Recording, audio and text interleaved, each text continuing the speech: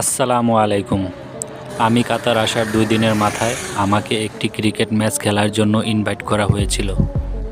আমি এই বাসায় থাকি।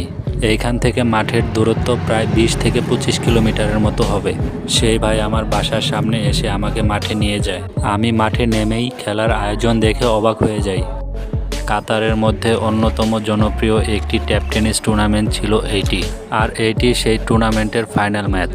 12 টিমের এই ক্রিকেট টুর্নামেন্টের ফাইনালে যে দুটি দল মুখোমুখি হচ্ছে তারা হচ্ছে বন্ধন স্পোর্টিং ক্লাব, যাদের হয়ে আমি খেলতে এসেছি, এবং সিলেট স্পোর্টিং ক্লাব। এই টুর্নামেন্টের আয়োজক হিসাবে ছিলেন ঢাকা দোহার বেস্ট 11 স্পোর্টিং ক্লাব। মাঠে অনেক দর্শক ছিল। সামনে দেখতে পাচ্ছেন আহমেদ বিন আলী স্টেডিয়াম, আল রাইয়ান। টসে হেরে ব্যাটিংয়ে নামে সিলেট স্পোর্টিং ক্লাব। 12 ওভার শেষে তাদের দলীয় সংগ্রহ 250। 12 ওভারে 251 রানের টার্গেটে ব্যাটিং করছে বন্ধন স্পোর্টিং ক্লাব।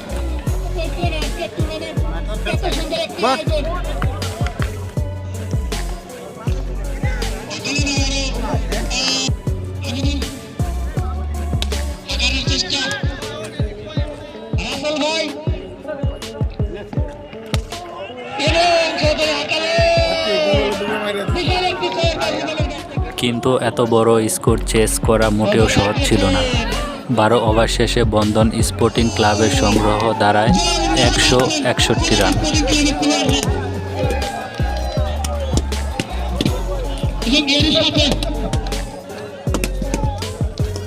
এবার বলছি আমার এই ম্যাচের পারফরমেন্স বা খেলা বা না খেলার বিষয়ে। আসলে আমি এই ম্যাচের একাদশে ছিলাম না, যেহেতু আমি কাতারে নতুন। আমি বাংলাদেশে ক্রিকেট খেলেছি, তাই কোচ এবং ক্যাপ্টেন আমাকে দিয়ে 1 ওভার বোলিং করিয়েছিল। বোলিং আলহামদুলিল্লাহ ভালোই হয়েছে, তবে বোলিংয়ের জায়গাটায় কার্পেট বিছানো থাকার কারণে আমার পাওটা স্লিপ করতেছিল, একটু সমস্যা হচ্ছিল। হয়তো সেই কারণেই আমাকে একাদশে রাখা হয়নি। তবে ক্রিকেটার হিসাবে সকল সিচুয়েশনের জন্যই প্রস্তুত থাকতে হবে। আমাকে বলা হয়েছে আপনি পরবর্তী টুর্নামেন্টে একাদশে থাকবেন।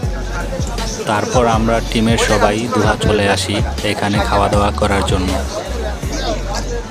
খাওয়া দাওয়া শেষে ভাই আমাদেরকে আমাদের বাসার সামনে নামিয়ে দিয়ে যায়। এইটা আমার প্রথম ব্লগ। যদি কোথাও ভুল হয়ে থাকে আন্তরিকভাবে দুঃখিত। ভিডিওটি দেখার জন্য ধন্যবাদ।